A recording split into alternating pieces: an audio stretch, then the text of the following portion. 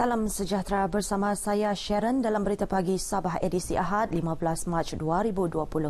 Sabah merekodkan 11 lagi kes positif COVID-19 daripada 41 kes baharu yang dicatat di seluruh negara setakat 12 tengah hari semalam, yang menjadikan jumlah kes positif COVID-19 terkumpul di negeri ini 26 kes.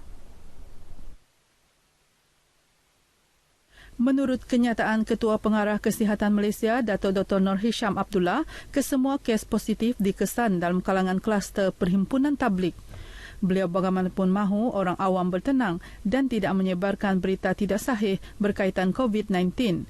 Datuk Dr. Nur Hisham juga berkata semua perhimpunan termasuk mesyuarat antarabangsa, acara sukan, sosial dan keagamaan ditangguh atau dibatalkan mengikut kesesuaian sehingga 30 April 2020. Sementara itu, Pengarah Jabatan Kesihatan Negeri Sabah, Datuk Dr. Kristina Rundi berkata, Jabatan Kesihatan Negeri terus mempergiat usaha menyiasat dan mengesan kontak secara aktif dan pasif di lapangan. Sehubungan itu, beliau meminta orang ramai memberi kerjasama sepenuhnya kepada JKNS. Datuk Dr. Kristina juga menyelar sikap tidak menyenangkan segelintir masyarakat terhadap individu yang disyaki atau disahkan positif COVID-19.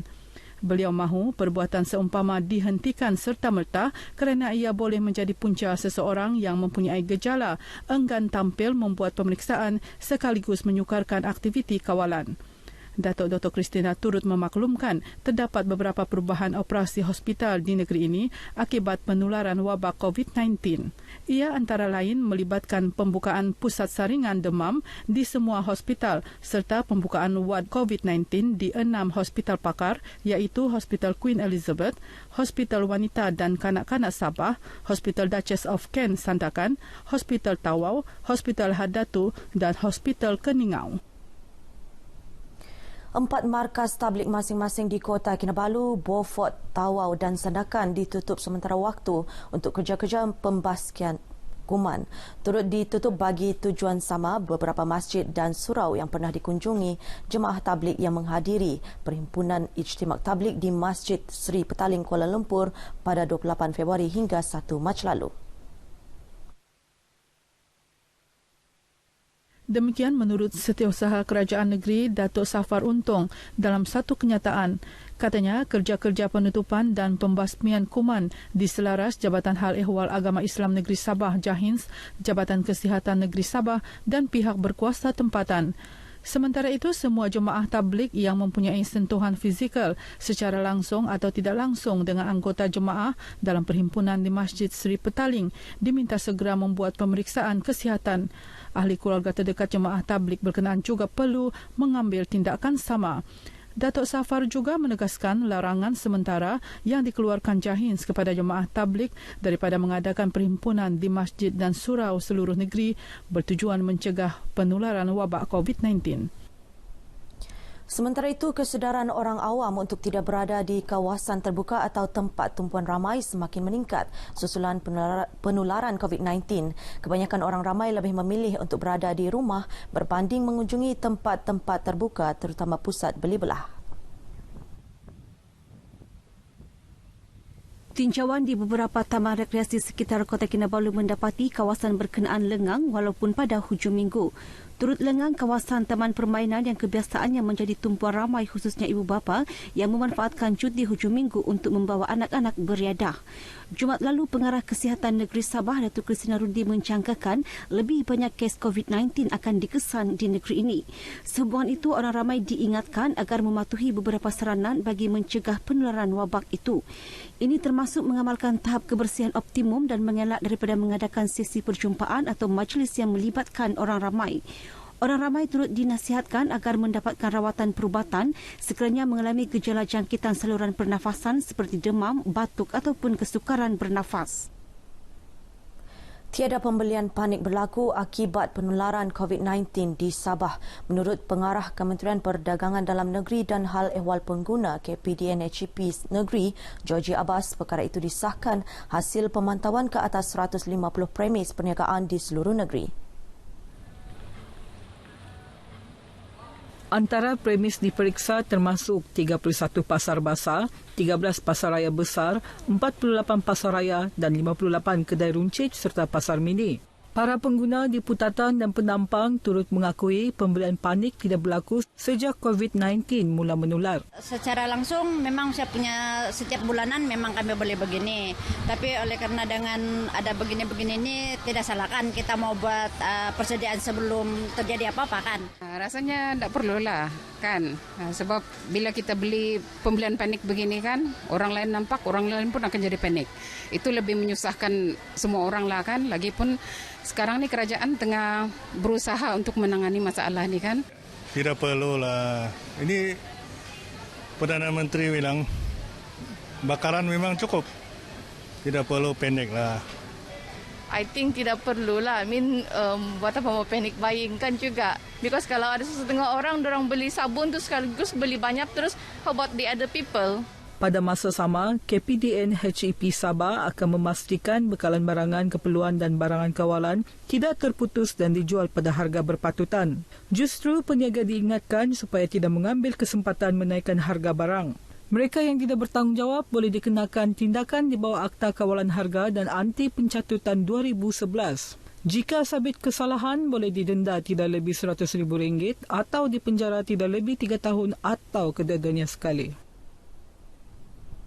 Sebuah pusat beli belah di Jalan Seroja Bandar Sabindo Tawau mengambil langkah proaktif dengan melakukan saringan suhu badan ke atas semua pekerja dan pelanggan yang memasuki premis tersebut. Langkah itu susulan peningkatan jumlah jangkitan COVID-19 termasuk di Tawau. Jelas pengurus pusat beli belah itu, Jackie Liu, proses saringan suhu badan itu dijalankan sejak Jumaat lalu. Semua pekerja perlu menjalani proses saringan sebanyak 2 kali sehari, iaitu ketika mula bekerja dan selepas waktu rehat. Sehingga semalam, lebih 500 pelanggan menjalani proses saringan itu. Ini precaution untuk jaga keselamatan kita punya staff dengan yang orang yang customer masuk sini. Kita ada satu prevention. Sekarang beli itu mask kan, sanitizer bersusah sudah kan. Kita yang ini ada satu precaution, kasih confident datang sini. Langkah saringan di pusat beli belah tersebut disambut baik pelanggan kerana ia mengurangkan risiko jangkitan. Kami yakin yang kalau kami dapat tahu suhu badan kami ni okeylah, baguslah.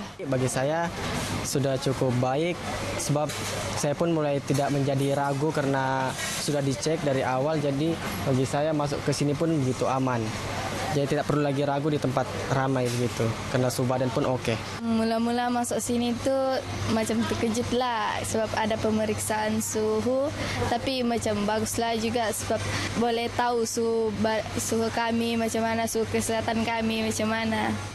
Pekerja dan pelanggan yang menunjukkan sebarang gejala COVID-19 seperti batuk dan demam tidak akan dibenar memasuki pusat beli belah ini. Sebaliknya, dinasihatkan segera mendapatkan rawatan.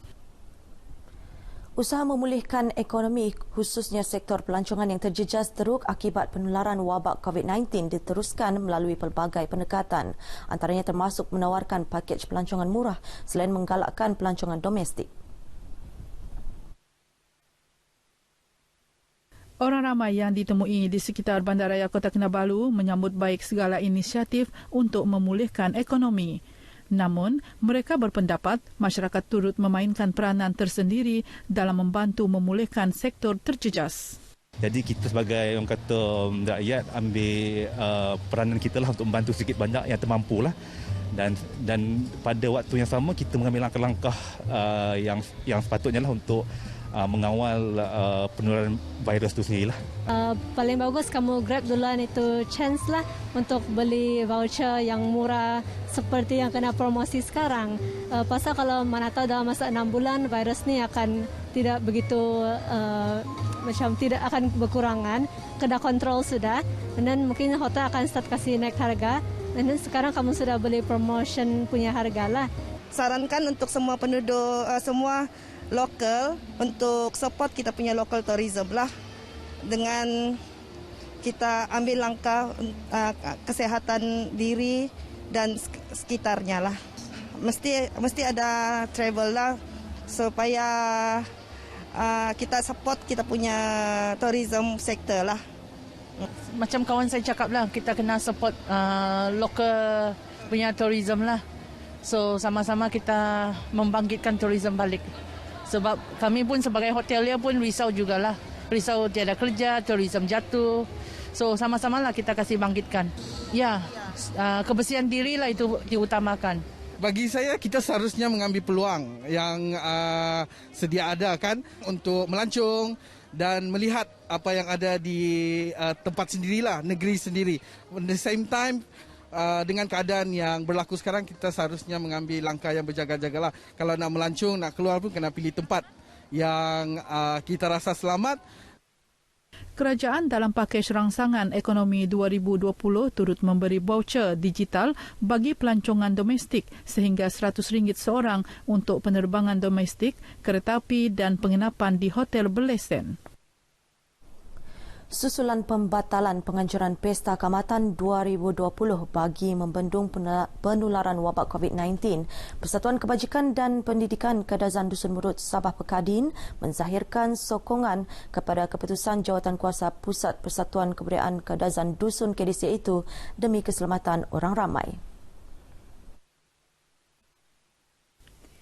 Bagi Naib Presiden Pekadin Louis Lidong, keputusan yang dibuat Jawatankuasa berkenaan tepat pada masanya. Ia wajar disokong semua pihak mengambil kira penularan wabak COVID-19 yang semakin membimbangkan. Memandangkan mencegah lebih baik daripada merawat, sebarang perhimpunan dan acara keramaian ketika ini wajar dielakkan. Jumaat lalu, Setiausaha Agung KDCA Sumanya Sambun berkata, keputusan sukar itu terpaksa dibuat demi kebaikan bersama meskipun semua daerah sudah diminta membuat persiapan bagi meraihkan perayaan tahunan yang ditunggu-tunggu itu. Sekian berita pagi Sabah, teruskan menonton RTM, jenama media yang paling dipercayai di Malaysia. Saya Sharon, sayangi Malaysiaku.